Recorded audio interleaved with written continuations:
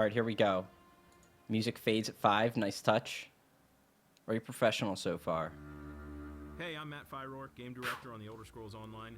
I'm really happy to be here today to talk about the next great adventure in ESO. Since the original launch of ESO, we've been committed to giving our players new content and features. Imperial City, the gem. To make the game better and more fun for everyone. ESO has improved and has grown with every update, and with our 2015 launch of the game on Xbox One and PS4, we set the standard for massively multiplayer games on consoles. The introduction of DLCs such as Thieves Guild, Dark Brotherhood, Orsinium, and the Imperial City gave the ESO community lots more to do in Tamriel. Our final addition last year was One Tamriel, which eliminated all level and alliance restrictions, allowing players to go wherever they want, whenever they want, and with whomever they want. And we're not stopping there. Our first major update in 2017, Homestead, will launch soon, allowing players to acquire and decorate their own homes. Since launch, The Elder Scrolls Online has been one of the most active, growing, and thriving online games in the world, with incredible new content and features that millions of players they love. You're breaking the video. All of us at ZeniMax Online Studios, we want to thank our incredible community for your support, your feedback, and dedication. You are the reason why ESO has achieved such success. We would not be here without you. And so, we're happy to announce a new adventure in The Elder Scrolls Online, something bigger and more epic than we've ever done before. We hope you enjoy the next chapter of ESO. Thank you. Thank you. What do you ask of me, assassin?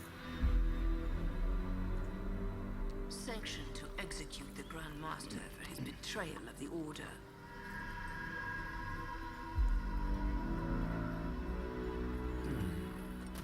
Granted.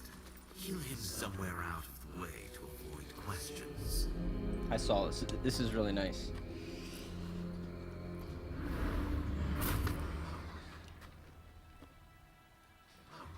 A bunch of Argonian slaves. They just backed out.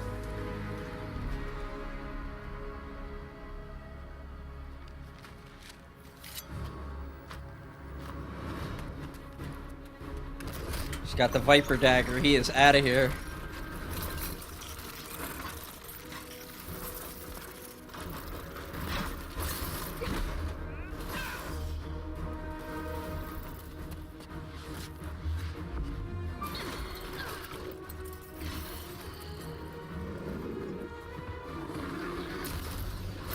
Fucking bear. Let's amp this up.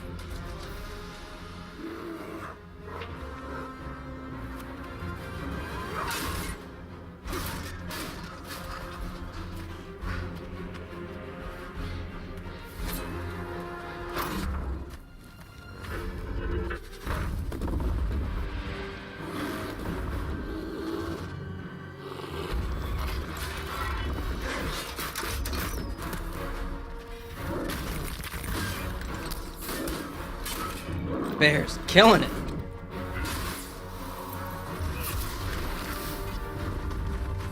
This guy's a red guard, so it's Stam has to be in there.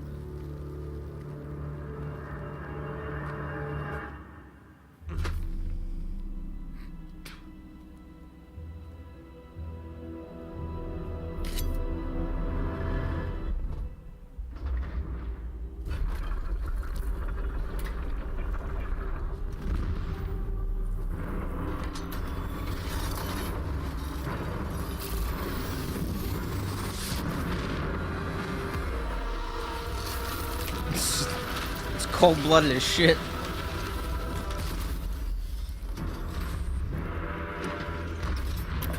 She just booted him without hesitation.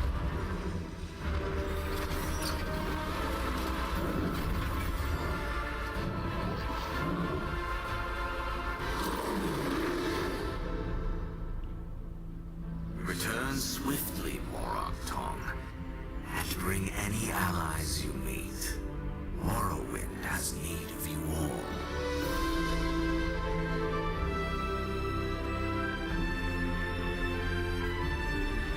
Fucking Morrowind, man. It's got good feelings attached to it for me.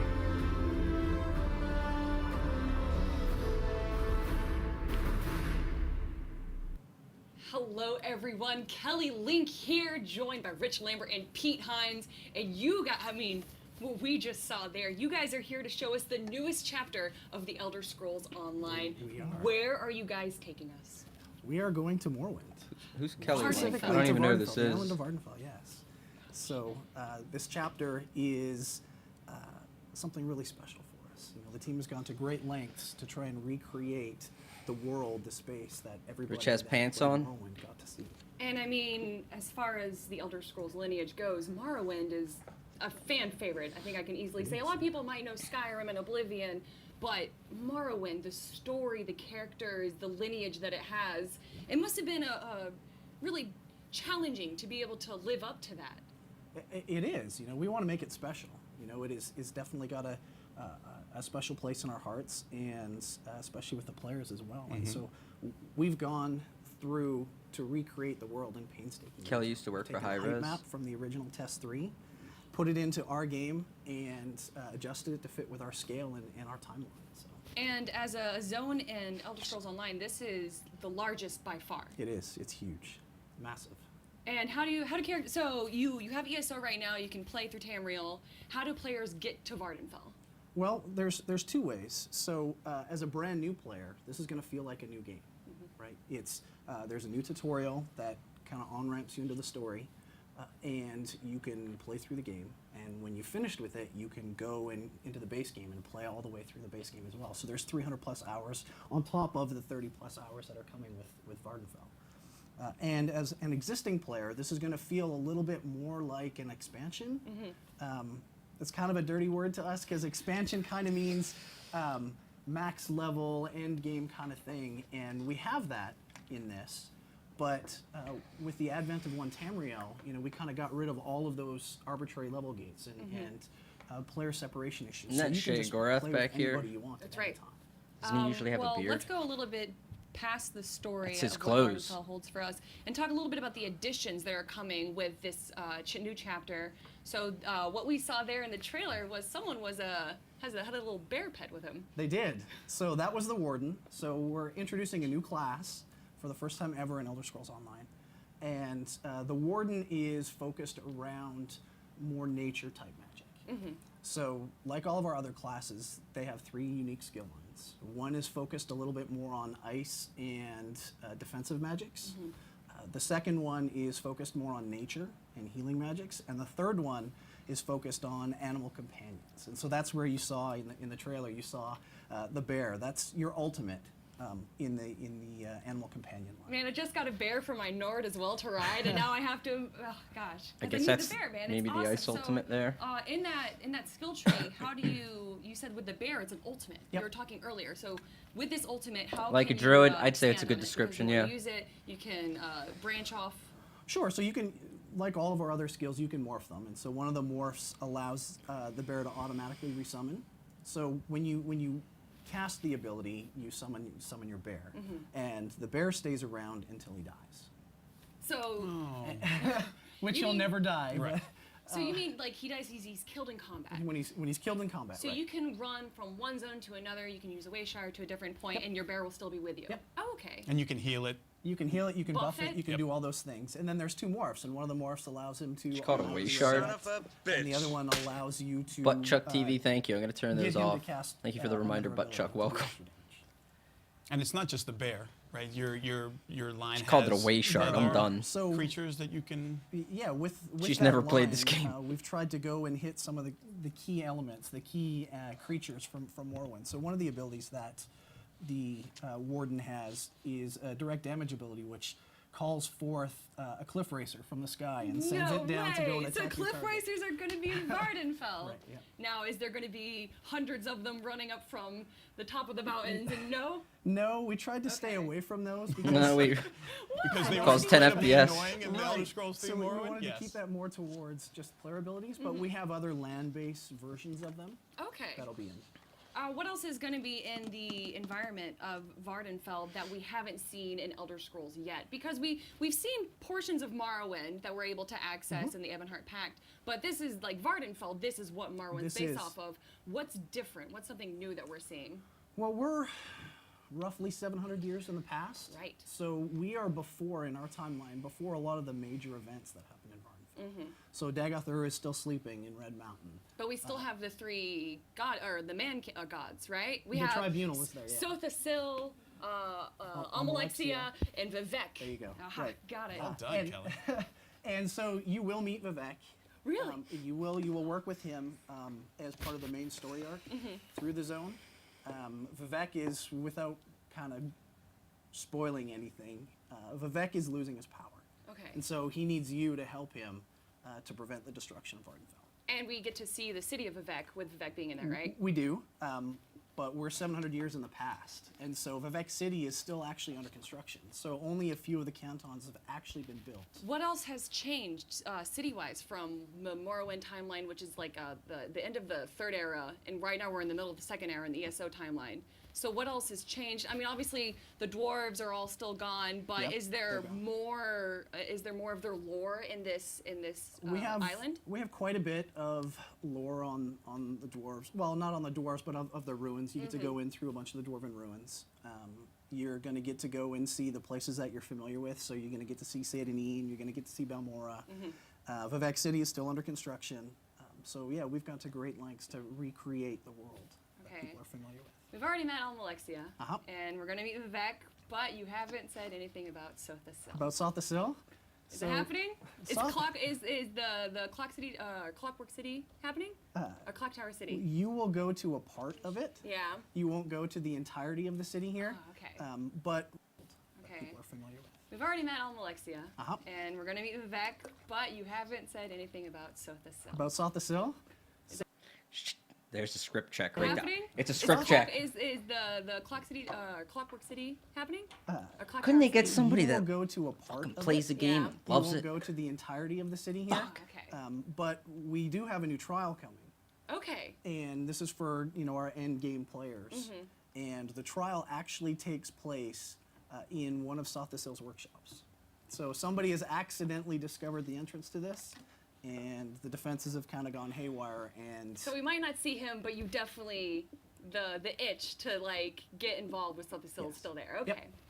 What else are we adding to this game? let's Oh see. my goodness, something that people have been really The big one. the I'm gonna big try to one, ignore and it, I'll- sorry. You take It's- it away. No, please. I was just gonna say, one of the things that a There's lot another of our script PvP check. crowd I'm done. asks for I'm over done. And over and over and over is battlegrounds, Battleground. and so those are coming with Vardenfell.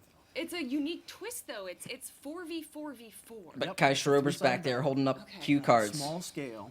We're focusing more on faster paced gameplay, really tight spaces, so it's really easy to jump in, find people to group with, play with. Team based activities. We'll have at least 3 maps and at least 3 game types at launch. And does this all take place on Vardenfell? It does. So one of the maps is actually in a quarry on Red Mountain. Oh, I thought Red Mountain wasn't accessible. But this is like You go an here. instance? Yeah, you go here and you get to play in there as well. And we'll have leaderboards and we'll have gear that How'd she comes know along that? with it all as well. So lots of really cool things. That's great. I want to make sure that we're not missing anything, the content-wise, from what's being added into this game. Is there anything that I'm forgetting? Well, we do have a recurring character coming back. So That's right. in the trailer, you actually got to see Nari. And she is kind of your guide through the zone. She actually helps you in the tutorial. She's the one that kind of pushes you and pulls you through the tutorial.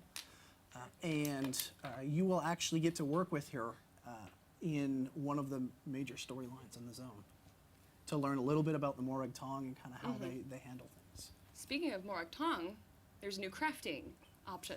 There is. If you get the collector's edition, I think, Pete, you will be able to convert gear to the Morag Tong stock.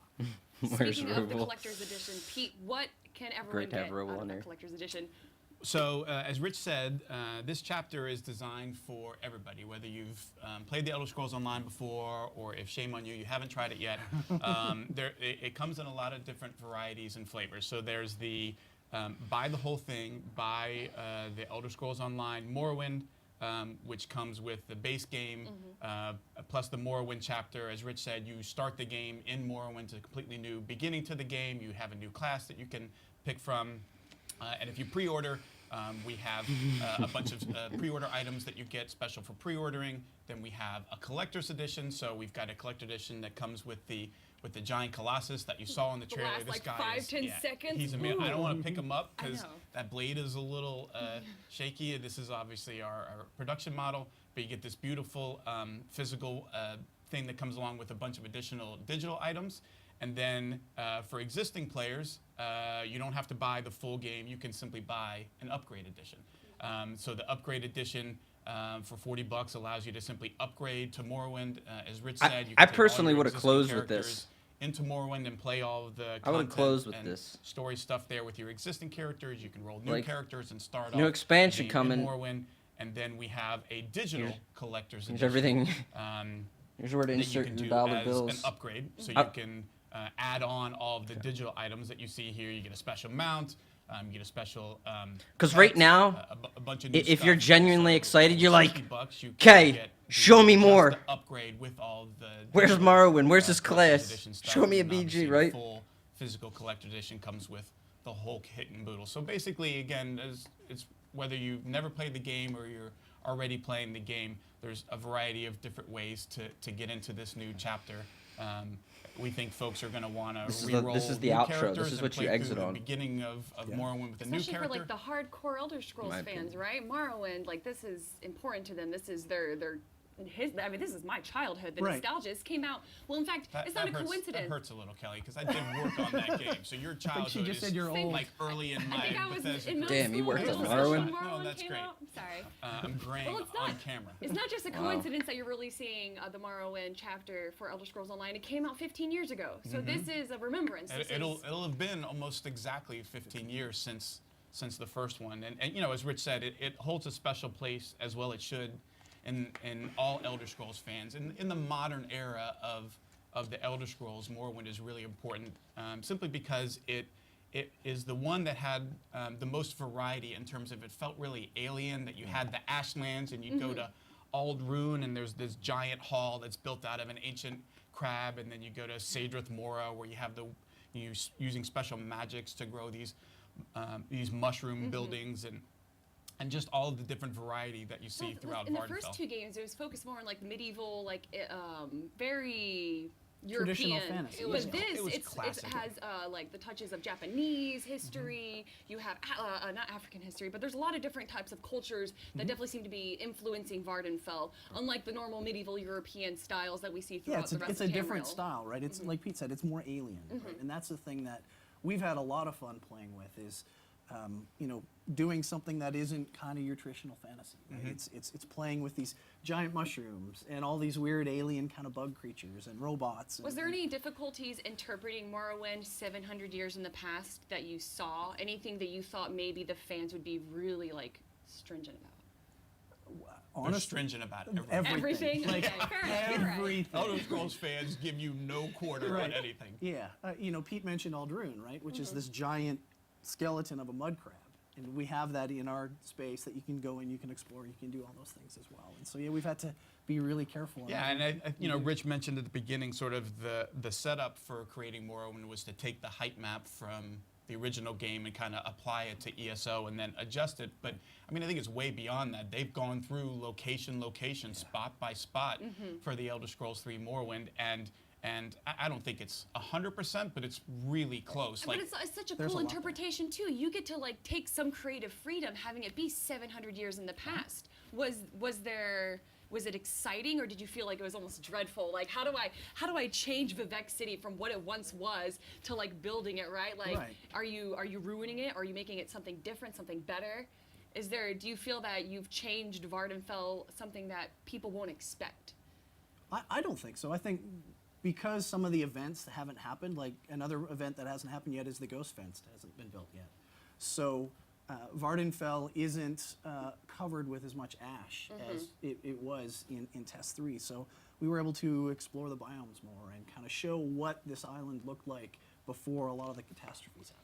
And we still have a lot of this stuff, like one of the big things in Morrowind were the three houses, right? You have this political thing that's going on between the Redoran, the Telvanni, and House Lalu that are all sort of struggling for power and so forth from the different regions. And we have that in Elder Scrolls Online Morrowind, but it's not exactly the same, right? In Morrowind, it was very much, you sided with 1, 2, or 3, right? You picked one and the other two were kind of done with you because it's this giant political struggle and you can't be on multiple teams. In our game, part of One Tamriel and what Rich and his team did was kind of removing those barriers. Well, we didn't want to have you join one house and lock off the others. Like, well, what does that mean if you've grouped up with your kids and one of them is in Lalu and you're in Redoran? Like, well, are we not supposed to allow you to quest together anymore? So I think we did some things from a design perspective to not paint you into corners, because One Tamriel honestly was a lot of effort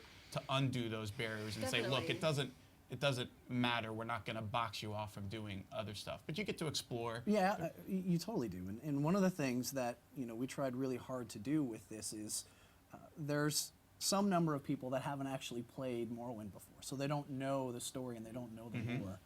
And the team has had to make sure that for those players, those brand new players to this storyline and this lore, there were ways that they could get interested in the stories and really teach them, some of the most iconic history in the game. Absolutely, and to allow them to experience a space like Vardenfell that the Bethesda Game Studios created that is really unique and iconic. And to Rich's point, there are so many people who now have played an Elder Scrolls game. You mentioned Skyrim. Like the number Lots of lore. The number of people who played Skyrim is way more than the number of people who played Morrowind. Like, nobody would argue otherwise. But if you grabbed hardcore Elder Scrolls fans and you asked them who their favorite is, 9 out of 10 will say Morrowind. Certainly a lot of them will. And so there's a lot of folks that we want to bring back that sense of nostalgia for, but to Rich's point, also be able to bring a lot of people who have never experienced what is Morrowind really like. What does it mean, when you go from Seyda-Neen to Balmora to Sadrith Mora to Aldrune, and like how crazy different each of those things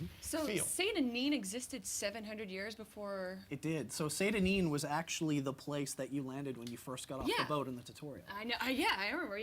And we have that place in our game. And when you go there, you will be like, oh my gosh. And we actually even have an ancestor of the original person in Morrowind at the desk when you go to check in. Wait, is there anyone on a boat that tells you about your struggles and what's his Nube? N-I-U-B, I think? Oh, wow. I think that was Nub, his name. N-I-U-B, right? Okay. Yeah. Is he there? No? Okay. Does the guy at the desk still sound like yes, we've been expecting you. Right. We actually do have a play on that. Awesome. That's great. When I think of Morrowind as well, I think of mods, actually. It's one of the first games, like back in the early 2000s, that really gave the community an opportunity to mod it. Is there any shout-outs, homages to that? Not in the general sense of, hey, we're taking this and putting it in there. But that's one of the things that we always kind of look at for inspiration when we come up with a lot of our storylines. Like what are the kinds of things that people wanted to add to that experience? To help kind of flesh out the experience. Speaking of adding on, the expansions, Tribunal and Blood Moon. Blood Moon. Is there any references to them? So you don't go to Solstheim at all. We're keeping you on the mainland proper, or on Vardenfell proper. Okay. Solstheim is where Blood Moon took place, and then Tribunal was in the Clockwork City, right? Tribunal was focused on like 17 years ago. Tribunal, obviously. Yes, but and as you said, you get a little taste of that in the 12-player. And as part of the main story, you actually go to bits and pieces of it as well. But yeah, we're teasing, and I guess I'll say we're saving Clockwork for later. Yeah, look, I mean, so saving it for later, potential DLC. Potential. And housing, which is a big thing that's coming in the update, Homestead which patch. folks There will be houses that you can get in Vardenfell. Okay, and when does at the end of the Your trailer, guys' it comments. comes out, but can you- Some of you are accurate. June 6th? June 6th on all platforms. So the next all platforms. So it's all being released at once internationally. Everywhere in the world on every platform. June 6th of this year. June 6th and February 6th is when the Homestead patch comes out. Yes. All right. I feel like, are we missing anything? I want to make sure that any information about this game, we have gotten it out to the public. Is there anything down there? I think we covered Did we everything. forget something? Rich, Anything when you down talked there, about boy? Battlegrounds, did you talk about, like, did you want to mention? She's just doing her job. I know. Types? Yeah, like any of the Hey, more modes, give us power. An idea of like what? Yeah, More power to her. I'm There not- will be at least 3. We are going to have. And all 3 of these are 4v4v4. Yes. Okay. They're all 4v4v4, and they're all team focused. So there will be a team deathmatch. There will be a capture the flag type thing where Just you have to picked the go script and up grab the already. flag and bring Nailed back it, to your yeah. base. We're still working on other ones, but So those this are the is 2. almost comparable to like a shooter over any Don't other give me like, these MMO fake battleground. a little reactions bit about more shit. like a first-person shooter game types. It's know these places. Really different than our Get outta current here. PvP, which is this much bigger scale, I sort refuse to believe it. of slower paced.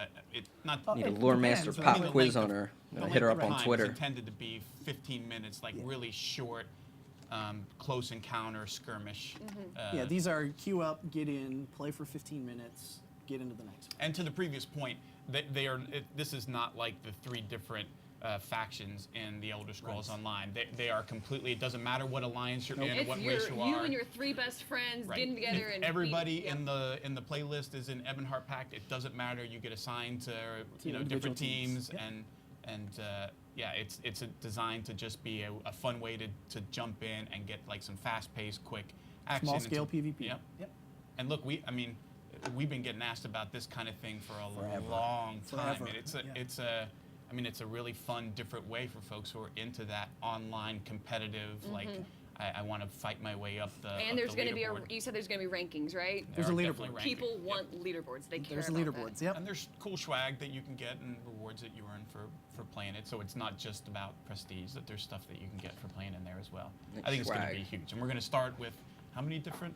There's going to be 3 races? maps 3 and maps. 3 game types. And all 3 At of those least 3. maps are going to be on Vardenfell as well. Yep. One Different. of which inside the Red Mountain. That's In the quarry. I'm sorry, in the quarry. Right. Quarry inside the Red Mountain. Close enough. Close enough. So we have new class, the Warden. New battlegrounds, 4v4v4. Vardenfell is coming, and New trial. new trial for in-game players. Yep. And Save Vivek, the main quest line. Save Avec, save Vardenfell, save the world. And how about we remind everyone one more time what they get for the pre-order? You get this awesome robot right here. I don't know He's if the we collector's This is the edition. collector's This edition. collector- I I'm wish sorry, I yes, could the give collector's everybody who edition. pre-ordered away. We have this. We What have about the art book? Oh Here we yeah, go. and the yeah, we'll go through again. So this is the discovery pack, and this is what you get for the discovery pack. You get a new mount, you get some crates, a number of different items. This is for anybody who pre-orders any of the different versions that I mentioned. See, whether this you're is just- towards the end. treasure map. Yep, whether This you're is where just this should've come upgrading, in. whether you're buying the full thing, the collector's edition. This is all the digital stuff that you get that comes with the collector's edition. You get a special mount. You get a special war bear. You get the spider pet, and then the physical collector's edition comes with the giant There it dwarven is. statue. Oh, and the art journal. book. A new book. amazing, It's amazing almost and, done. and the book Then I'll isn't talk. just an art book. Like it's an art book plus you get all of that backstory and lore. It's Naria's giant journal, It- right? it's, Yes. it's Naria's journal of her basically running around murdering people. Oh, Yeah, how like- great! It's really, really Fantastic. like the journal of a Morag Tong Yep. assassin. Like what has she done and where has she been? You get a special case for your disc. Yeah, it's really fantastic. The response to the book that we did the first time for ESO was terrific. Where we didn't want to just do like, hey, here's some art that we made making the game, but we wanted to tell a story and give you a sense of the world. And Naryu is a popular character, and the Morag Tong being the precursor, I guess, kind Right. of sort of to the Dark Brotherhood. Yep. I mean, the Dark Brotherhood is an offshoot of the Morag Tong. Getting to understand more of what their life is like and what this character is like, we thought was really cool. So all of that stuff comes in the physical one, and then you get all the digital goodies with the digital collector's edition. When and where can people get this? Anywhere that you buy games. retailers. You're going to be Retailers. able to Oh, get okay, it. You wow. can get it through us, through Steam, Xbox, PSN, GameSpot, but wherever you buy games, anywhere in the world, all of this stuff will be will be available. Crown Store. Upgrade, buy the full thing, physical, digital only, whatever flavor you like. Is this gonna be we've a new got version game? of You the missed it game all? for you, No. And we can't wait for more when This done isn't on June 6th. We're super not excited. exactly an Pete, expansion, Rich, but thank you guys so much. And of course, thank you guys for joining us here as well. But before we send off, let's check out that big trailer content one update more you have to time. buy in for. What do you ask of me, assassin? I already saw this. Is there anything else? That's it. Okay.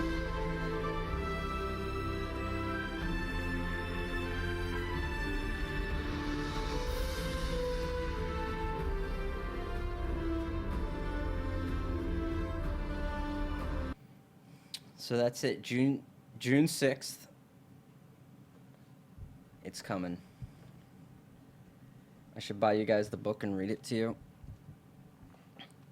I wouldn't hold your breath on that one. So I mean, I'm genuinely excited about the update. I think it nails a lot of stuff, right?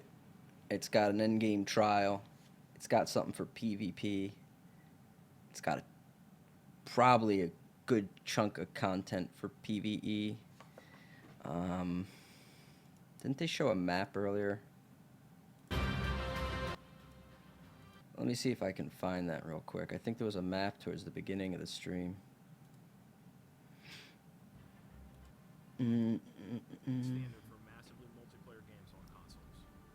The introduction of DLC such as Thieves Guild, Dark Brotherhood, Orsinium, and the Imperial City gave I'll tell you, it's better than last year. Our final edition last year was one Tamriel, which eliminated Guys, remember last year? Here it is. allowing You players to son of a wherever they bitch. want, whenever they want. Brotherhood, Orsinium, and the Imperial City gave the ESO community lots more to do in Tamriel. Our final edition last year was one Tamriel, which eliminated all I levels. just want to see the size. So this is Morrowind up here. It's not quite the size of like Cyrodiil or something, but it's definitely pretty big. Oh, Somerset Isle. It'll definitely be pretty big. I think it'll be it'll cover a lot of ground, but I don't think it's going to be like an astronomical amount of PvE content and quests. I think it'll just be a lot of ground. It'll be above the average of quests. It'll be more than like, I would expect at least as much as Orsinium, but there's maybe a bit more. I don't know. Either way, yeah. Overall, better than where we were at the start of 2016. You know, they said they were. I think the phrase I commented on was, you know, they're pushing, or they just wanted to keep the ball rolling or something. And game wasn't at a hot spot. This last year it's had some good stuff. It's had some bad bounce stuff. I liked Shadow of the Hist as far as PvP bounce went. I feel like we've kind of come full circle on some bounce issues though that kind of repeat themselves with proc sets and whatnot. That's how Battle Spirit was introduced. But it's probably better tabled for another conversation. I'm excited for this DLC. I guess I should talk about Battlegrounds. It sounds awesome. I'm surprised they only said only 4v4v4. So that means there's no just straight 4v4. So personally, I think 4v4v4, the chaotic nature of it could be more enjoyable. But having a leaderboard attached to a 4v4v4 is going to be very interesting. And I don't see any way you can make that leaderboard very accurate. like if I queued in there with 3 other people, and the other 8 people in the game are all AD people, let me tell you, it's going to be a 4v8 at the start, you know? And how are the points going to be done? Again, I mean, if it's amount of games, then friends can just bang out games with each other. If people actually have scores, you know, the way like an MMR system would work, where say everybody has 100 points and you take 10 from a team if you beat them or something, and you would take less the more of a difference there was in points. Say that, for example, and there's like a number 1 guy. The number 2 and number 3, and if they queued up and got matched with them, same thing. Number 2 and number 3 would be like, let's fuck them over, right? So I think leaderboards is kind of, I don't know. I don't think it'll be, I think if you want like a dead serious leaderboard thing, then it has to be just one team versus another team. If you really want it to be like be competitive and matter from a leaderboard perspective. With that said, that may be part of the reason it's actually 4v4v4, because it can kind of excuse certain balance issues. Not entirely, obviously, but what I mean is what you bring into a 4v4v4 is different than what you would bring into just a 4v4. In a 4v4v4, I'm going to have more survival. Not just like pure survival, but I'm going to concentrate on not dying to bullshit from 2 people potentially hitting us. To an extent that can only work. If they both focus you and they're decent players, you're in trouble. But, you know, just to be able to survive in that environment, it's different than a 4v4, right? So, that's interesting. But again, with all that said, I think I would have more fun in a 4v4v4. And that may be what they're going for. In a just straight head-to-head 4v4, like just 2 teams, and a leaderboard built around that, I think, and this is what I was wondering with BGs, because I was talking about it, I've been talking about it on streams, BGs. Like, if some teams are just so dominant, other people might just be like, fuck it. I'm done. I'm not playing anymore, you know, or they can't beat that team and they just won't bother. But in a 3-way environment, those 2 other teams might be like, it's those assholes that always win. Let's kill them. That sucks for those guys. And how you solve that is probably more dependent on how the game is actually structured. By the game, I mean the battleground, the rules, what it is. You know, if it's like a king of the hill and there's only one person that can stand at the top, then it's going to be real easy to force a 2v1. I mean, I think this deserves obvious attention, because I think it will be kind of an issue. I foresee that happening a lot. If it just randomly pulls people in, then certain guilds will just do that. They'll just pile on people. So what the answer is to that is probably game mode type. I also, again, I think it's interesting it's only 4. I expected that they would have more or higher group sizes, like 6v6v6 or 8v8v8. Going beyond that, it might start to like hurt the performance, sadly. But I didn't want anything beyond like 10. But honestly, as you add one more person from just a 4 versus all or 5, 6, the actual group changes a lot. Like, I've been doing a lot of grouping, building group builds. The environment changes a lot from what you can bring in a 4-man group versus if you had 5. What I'm saying is they would be much different. But what I was personally kind of hoping for, like, I really thought it would be 4v4v4. But with that, I'm happy with that, though. Like, 4 is great. That is such a solid setup. That's something I've done for a while in this game. I've done 2 to 4-man groups, plenty. So I'm excited about that. But I was kind of hoping for maybe game types where it'd be like 8 to a team or something, and the map is sizable enough and it has multiple objectives, so you actually have to come in there with different groups. Setups could actually work in that, you know. And what I mean is, say there's multiple objectives in that BG at the same time, you may take all 8 of yours to one, whereas one team takes their group and splits it into 4 and 4, and they go capture 2 objectives, right? They take a risk, but maybe they get double the reward, or they get boned by another team. Something like that could have like strategy in the map. That's what I always wanted in IC districts. And I said, if they're not going to do that shit, I hope they nail it in Battlegrounds. So I don't know. That'd be kind of cool, I think. But overall, it'll be an interesting ride. It's coming in June, so pretty on target for what I was saying, that I thought BGs would be here by summer.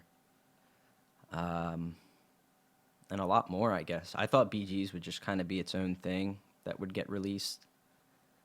They're giving it to us packaged with a lot more, which is pretty cool. That's it's definitely a lot of work. This explains what they've been working on.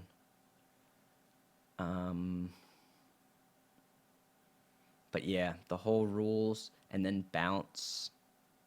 Man, that's going to be tough. Adding a new class at the same time you had Battlegrounds. Whatever we get in Battlegrounds, I don't think that'll be the last and only thing, right? I'm sure they will look at stuff, they will add new modes, they will add certain types of rules. I'd personally love to see a no CP environment. As CP goes up in this game, I swear to God, it is broken right now. All right, not to derail things, but damn, CP system is just broken. After playing on no CP for a bit, it's been very refreshing. It kind of reminds me of the old game. You have to build very carefully. But with CP, like, again, every patch, it's just like you become this. Everybody is just like sustaining. It's just taken care of for you, you know, all mitigation. It's just all this stuff piles on. And when you combine that with the fact that now armor sets, they move around more. Like you can 5-piece in multiple slots. You get some wild shit, ultimately. So, like, yeah, if I went into a 4v4v4, I mean, I could talk setups. I've already talked about them before, and now knowing that it's 4-man teams, I have a pretty good idea of what I'd go in there with right now. But by the time we get to this DLC, I imagine there will be a lot of changes. There's going to be a new class. So there's, you know, it's fun to speculate and talk about things, but we'll have to wait until we get closer to that. Whatever problems people face in Homestead, you know, we'll go into the PTS with this, and then we're gonna have Warden on top of it, and yeah, I guess long and short of it, it's not gonna be a perfect thing when it arrives. I know that, but I'm very happy they've taken the steps to get it rolling out. I hope they do more stuff. You know, explore other options for game modes, different size options. I just want fun PvP. I really do. And this has absolutely the potential for that. It really has the potential. So they have some freedom with it. But this is pretty awesome news coming into 2017. It's already looking better than 2016, like I said.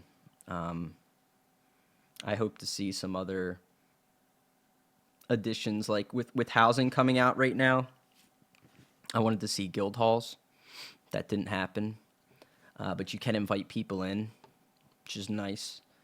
But I really wanted to see like guild halls. And I guess I could. I think that's another thing I'll table for another time. But kind of something to work towards with your guild. With housing in, there's some opportunities to do other stuff. Like people have already made like dueling arenas and whatnot in their houses.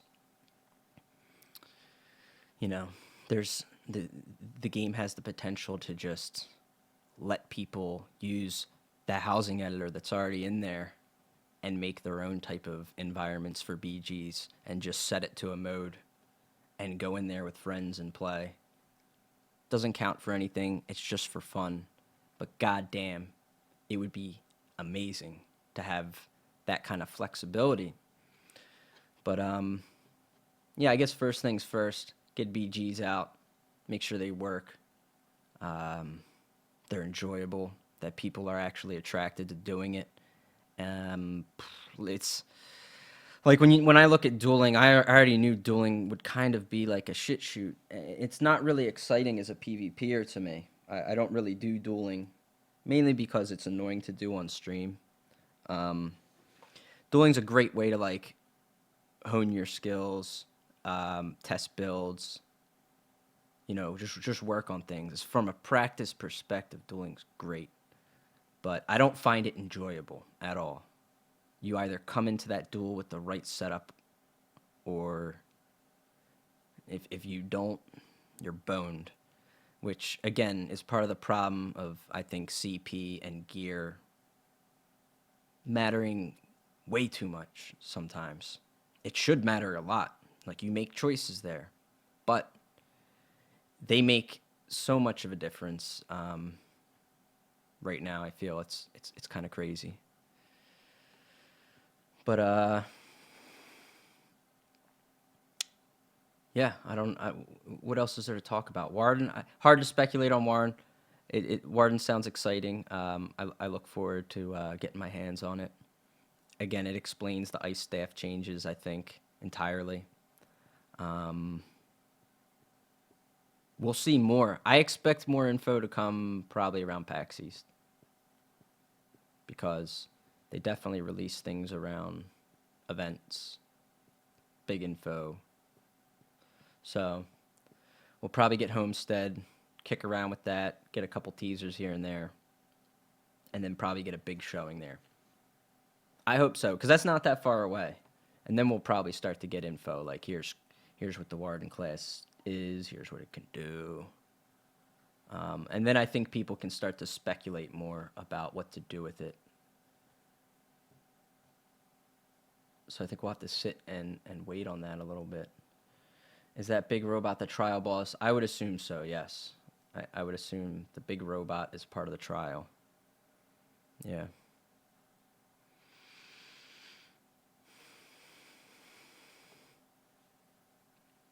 So they're going to release some info probably in the road ahead tomorrow. Yeah, probably. I just don't think we'll get a lot of like, and maybe I'm wrong, I have no idea. But I think, we have Homestead coming, right? You don't want to just completely overshadow Homestead with Morrowind. They're obviously hyping it up for its size and everything it's bringing. It's clearly been a long-term project. So I expect good things from it.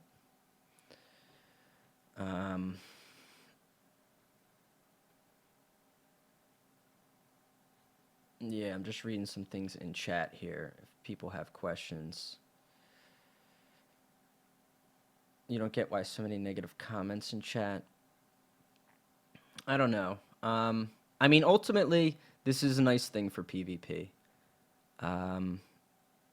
For me, I still really enjoy open world stuff too. I want Cyrodiil and IC to be looked at. I know they can't do it right now, but I really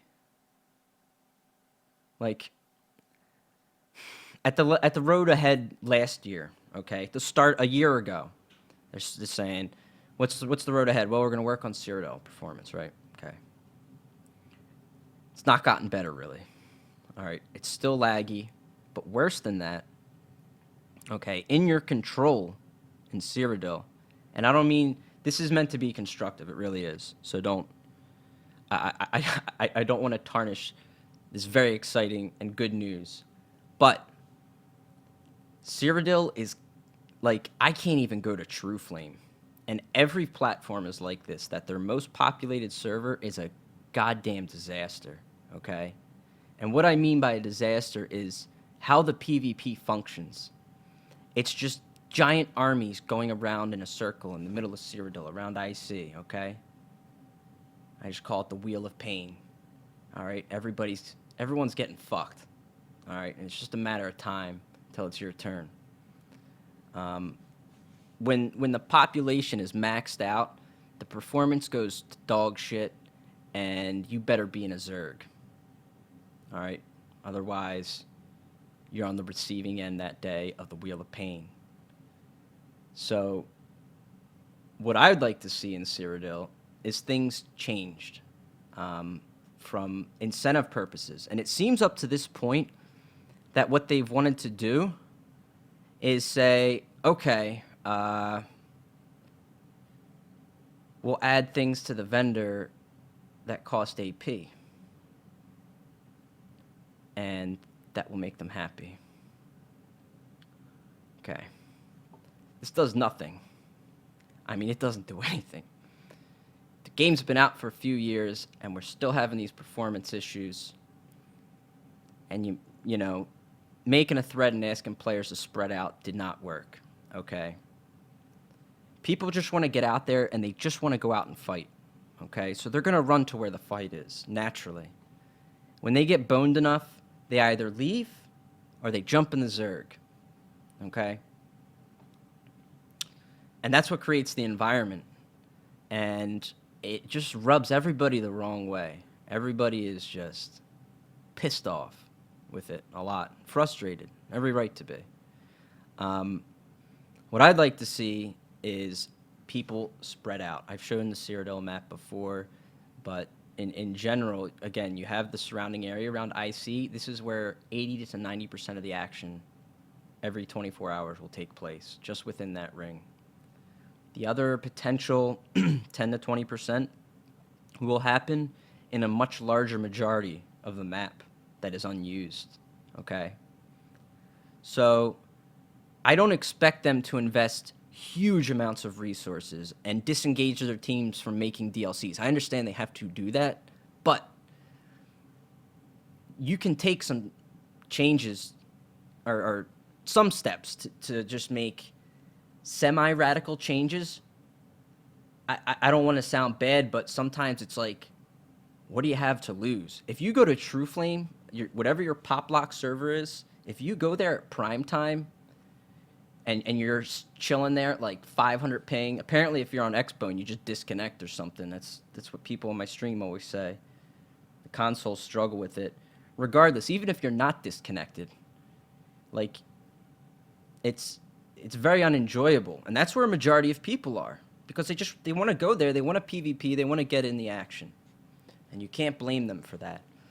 You can't blame people for zerging when the game is really tried to coddle a casual gamer environment, which is fine. I get the game has to have a place for that. It has to promote having people come there. The other big issue with Cyrodiil in the past year is it's not a very friendly place for new players. Okay? They did a great job encouraging new players to come to this game with things like One Tamriel. Absolutely amazing patch for someone that just picks the game up. They go, wow, I can go anywhere in this world, and there's actually this much content. It's great. It really is. Reworked on Dawned, beautiful. What the game should really do is take those same kind of steps in Cyrodiil, okay? Hop into new players' boots and try to go to Cyrodiil. Bump into some guy with 500 plus CP, rocking 2 proc sets. You're going to be out of there so goddamn fast and say, that place is bullshit. I was lagging at 500 ping, I don't even know how I died. And then maybe you'll respawn and say, I'll give it another shot. And then you run up with 10 people and get run over by 50. Okay? You can spread people out. you can give them incentives other than here's more AP, here's more AP, and here's things to buy with the AP. It doesn't work. It really doesn't. People want the fights. They don't care about the AP, okay? Need to move people in the other directions, away from the Wheel of Pain. Get them out of here. The other thing is IC. Boy, this place is beautiful and it's empty as shit.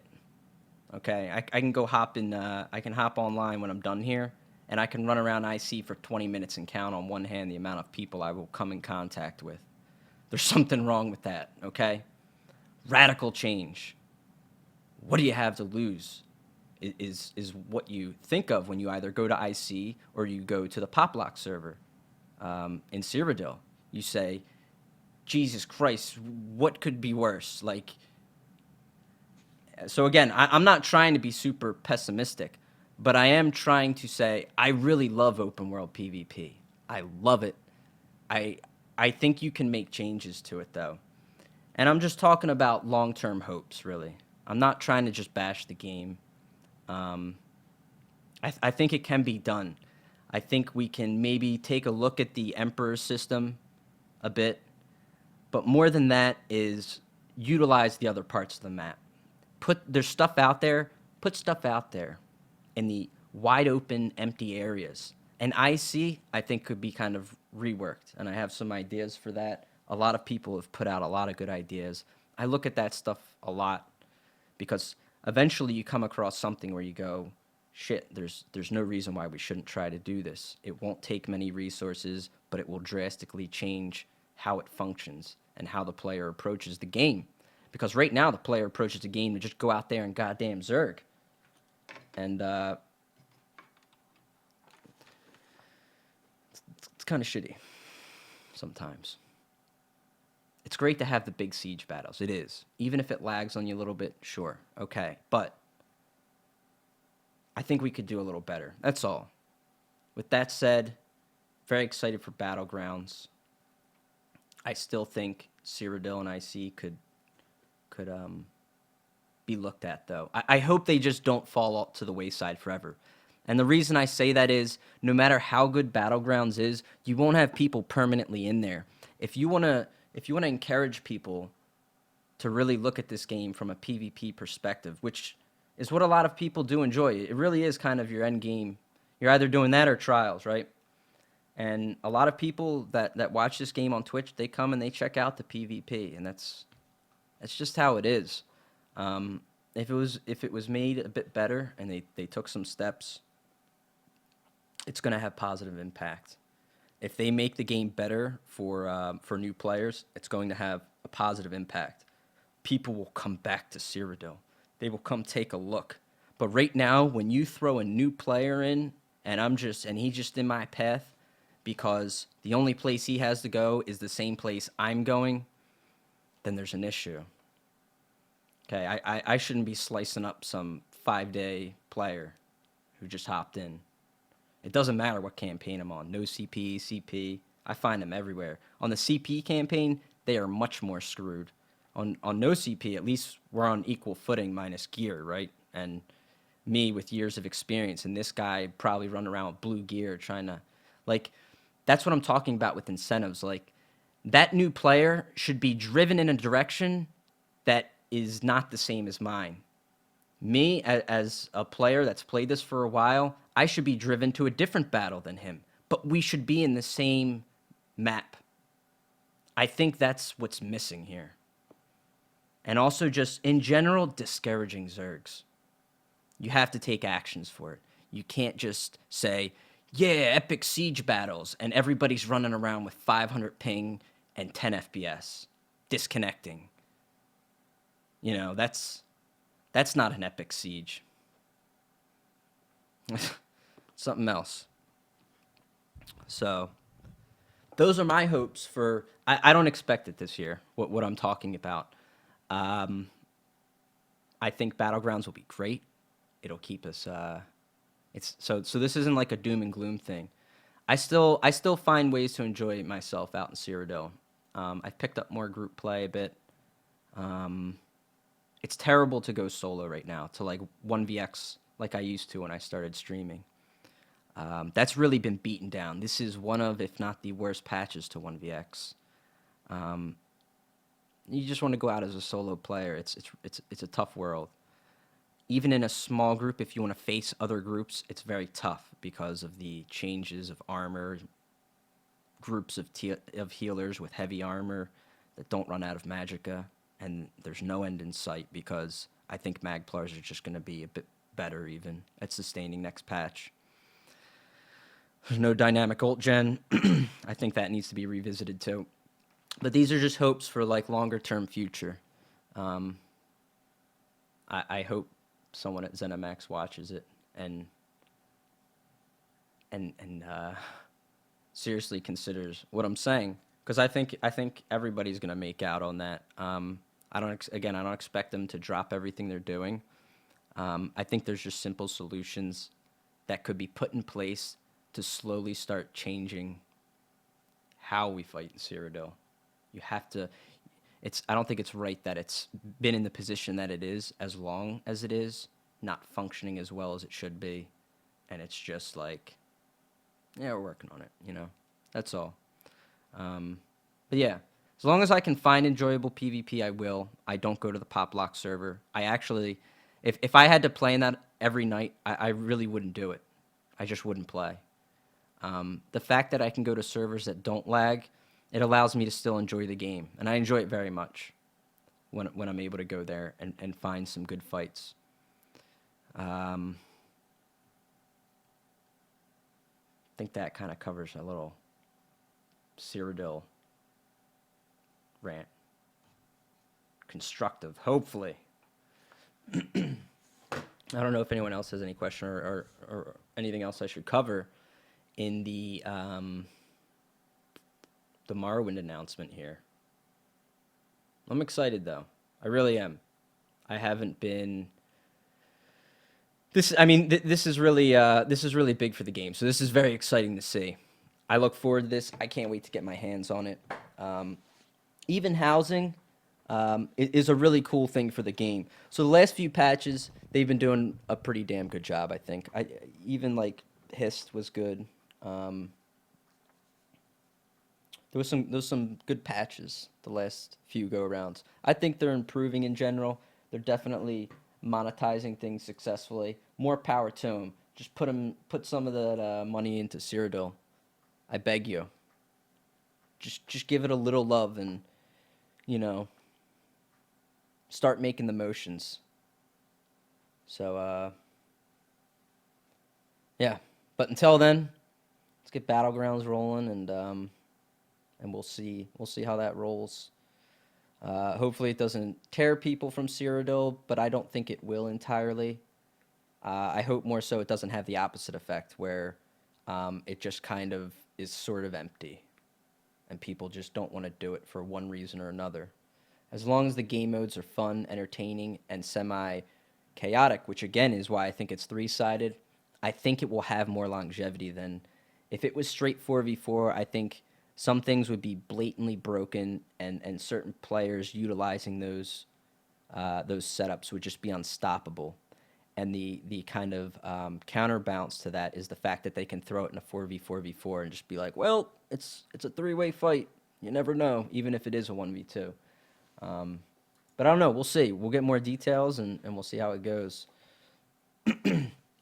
ESO Plus membership will give you access to all future DLC, multiple. Zin filed a FTC report. Well, yeah. Good luck on the class action, I guess, Tribes. I hear what you're saying. I'm not upset if you have to pay for. I see what you're saying. I see what you're saying.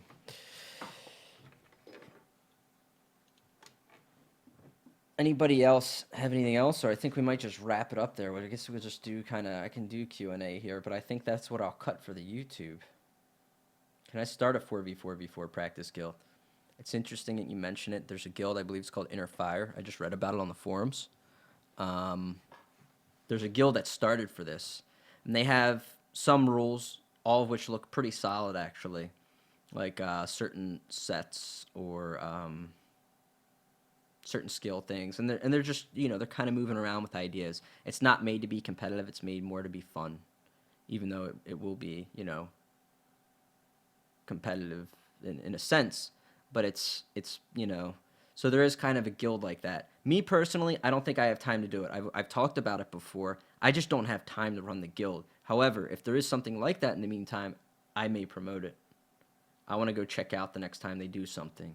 I think that'd be great. And personally, again, like, I wouldn't mind trying it on CP, but I'd also like to see it on no CP. It'd be great to have a comparison. So,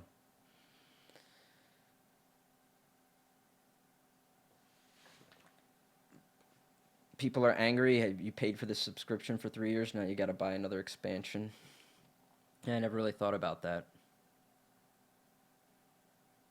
Can BG's going to be cross-team or cross-faction only? Faction will not apply to this. I could group with 2 AD guys, but I mean, why would I, right? But yeah, you can group with anybody and go against. It could be all 12 of the people in the arena. It could be EP people.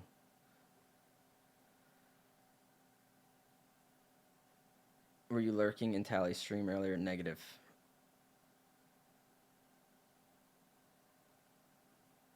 I'm sure, man. All right, you know what? Never mind.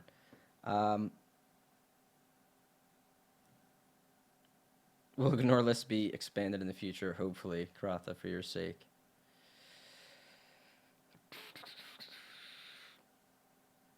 Okay, so that's where I'll wrap up the thing on that.